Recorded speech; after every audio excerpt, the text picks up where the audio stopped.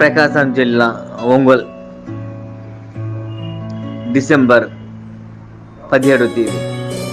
చలికి బాగా వణికిపోతున్న వృద్ధులు ఎంతోమంది, అనాథాలు,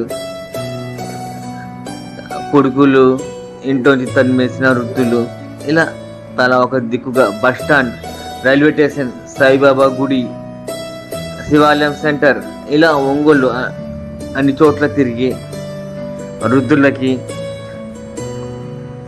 సింగపూర్లో నివసించే పేరు చెప్పడానికి ఇష్టపడని ఒక ప్రవాస భారతీయుల సహకారంతో మంచి విలువైన దుప్పట్లు పంచడం జరిగింది.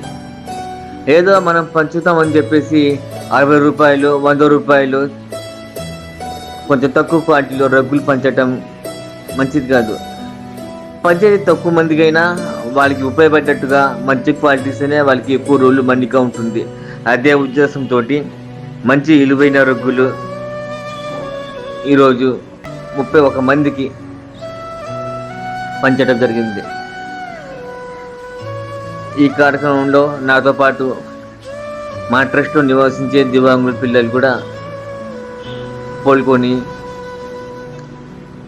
వాళ్ళు కూడా ఆ దుప్పటి పంచడంలో ఎంతో సంతోషంగా ఫీల్ అయ్యారు. మీరు మీ సిటీలో ఇలాంటి సేవా కార్యక్రమాలు చేయాలని మనస్ఫూర్తిగా కోరుకుంటూ మీ సూర్యశ్రీ ట్రస్ట్.